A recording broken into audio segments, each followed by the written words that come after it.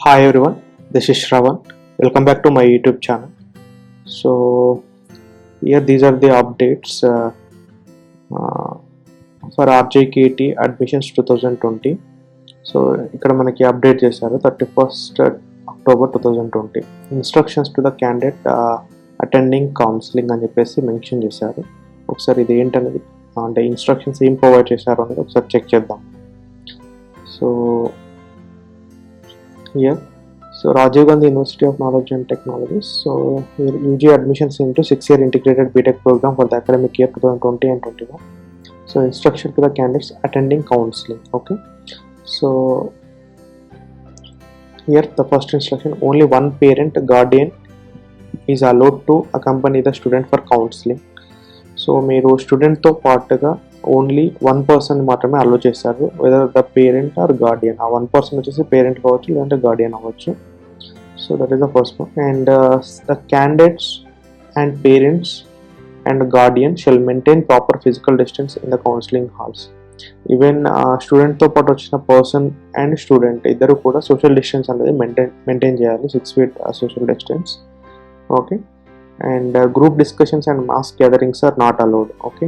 So మీరు క్యాంపస్లో in case ఎవరితో కమ్యూనికేట్ అవ్వాలన్నా సరే సోషల్ డిస్టెన్స్ మెయింటైన్ చేస్తూనే మీరు కమ్యూనికేట్ అవ్వాలి. తప్పితే ఇన్ కేస్ మీకు డైరెక్షన్స్ కావచ్చు, లేదంటే ఏదైనా ఇన్ఫర్మేషన్ కావచ్చు, లేదంటే బ్యాంక్ లొకేషన్ ఇలాంటి థింగ్స్ ఏవైనా మీరు కమ్యూనికేట్ అవ్వాలి, ఎవరైనా అడిగి తెలుసుకోవాలి అని అనుకుంటే కంపల్సరీ 6 feet డిస్టెన్స్ అనేది మెయింటైన్ చేస్తూనే కమ్యూనికేట్ అవ్వండి. మాస్ గ్యాదరింగ్స్ అనేది కంప్లీట్గా ప్రొహిబిటెడ్.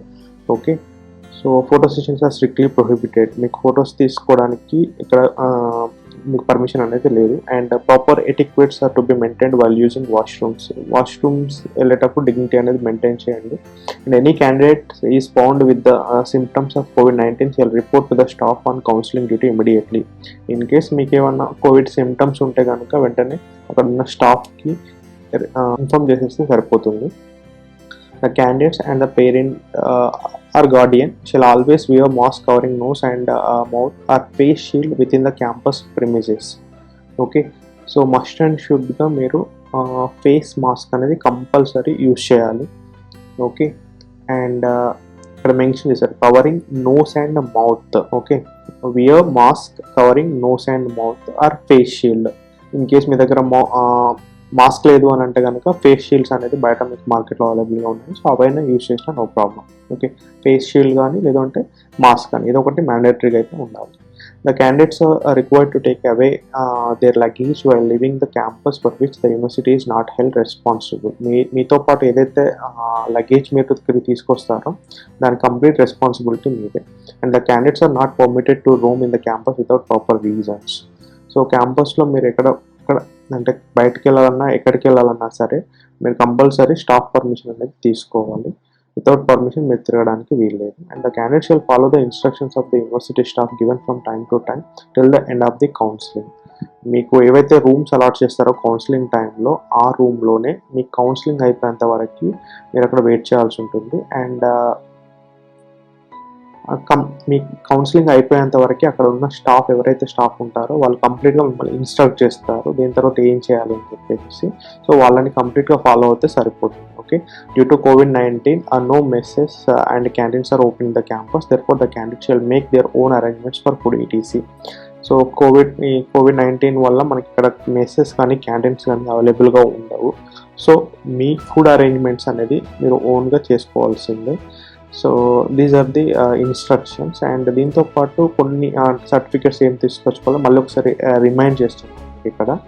సో ఈ admissions 2020 counselling 3rd to 7th November. And so ఒకసారి ఇందులో కౌన్సిలింగ్ ఎలా జరుగుతుంది అనేది ఒకసారి చెక్ చేద్దాం. మనకి జనరల్గా ఏంటంటే మీకు క్యాంపస్లోకి ఎంటర్ అవ్వగానే మీకు అక్కడ మెన్షన్ చేస్తారు, మీరు సెక్యూరిటీ చెక్ అయిపోయి మీరు లోపలికి వెళ్ళిన తర్వాత మీకు AB1 సో అకాడమిక్ బిల్డింగ్ 1 దగ్గర మీకు కౌన్సిలింగ్ అనేది జరుగుతుంది. సో అక్కడ మీకు ఏంటంటే కంప్లీట్గా నెంబర్స్ వైజ్గా మీకు రూమ్ అలాట్మెంట్ అనేది ఉంటుంది. నార్మల్గా ఎంట్రన్స్ ఎగ్జామ్స్కి రూల్ నెంబర్స్ వైజ్గా రూమ్ అలాట్మెంట్ ఎలా ఉంటుందో ఇక్కడ కూడా అలాగే ఉంటుంది. మీకు ఏదైతే నెంబర్ మీకు ప్రొవైడ్ చేశారో ఐడి నెంబర్, సో దాన్ని బేస్ చేసుకుని రూమ్స్ అలాట్మెంట్ అనేది ఉంటుంది. Okay.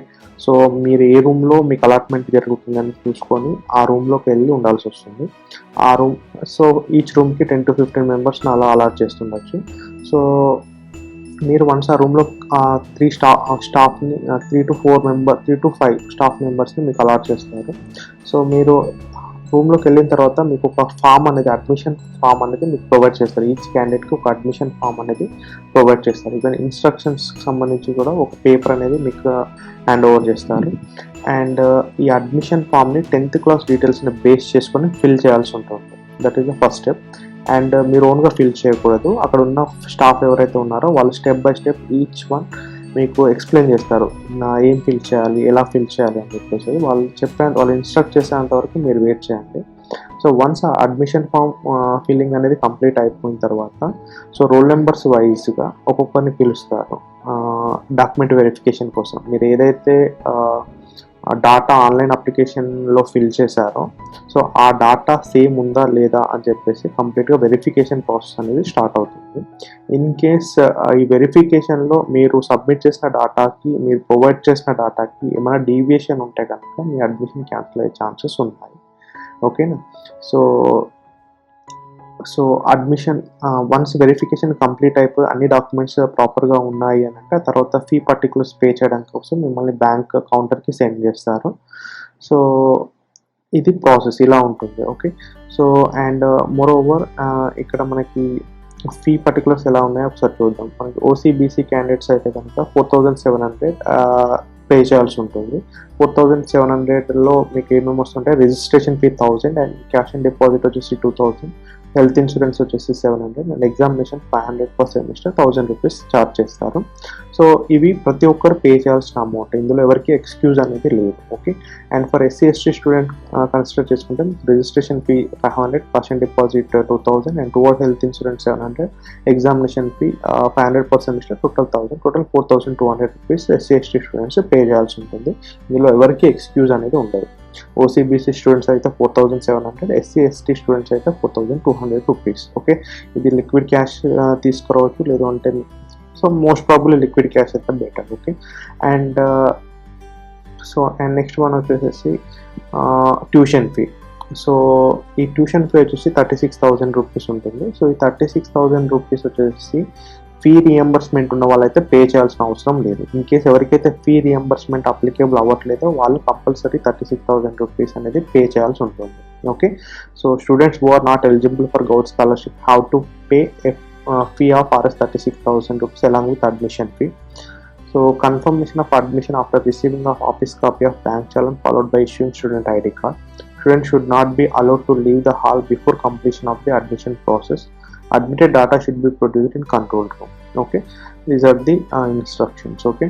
So fees reimbursement ante evarikaithe for example OBC students consider cheseste BC students ki annual income అనేది less than 1 lakh ఉండి ఇన్కమ్ ప్రూఫ్ అనేది సబ్మిట్ చేస్తే కనుక వాళ్ళకి ఫీ రియంబర్స్మెంట్ అనేది అప్లికేబుల్ అవుతుంది. ఓకే. సో వాళ్ళు ఈ 36,000 రూపీస్ పే చేయాల్సిన అవసరం లేదు.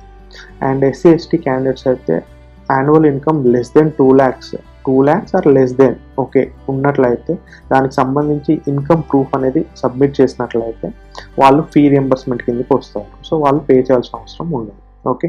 సో ఈ ఇన్కమ్ ప్రూఫ్స్ ఆ పర్టికులర్ లిమిట్లో వాళ్ళకి లేనట్లయితే కనుక వాళ్ళు కంపల్సరీ 36,000 రూపీస్ అనేది పే చేయాల్సి ఉంటుంది. ఓకే. So and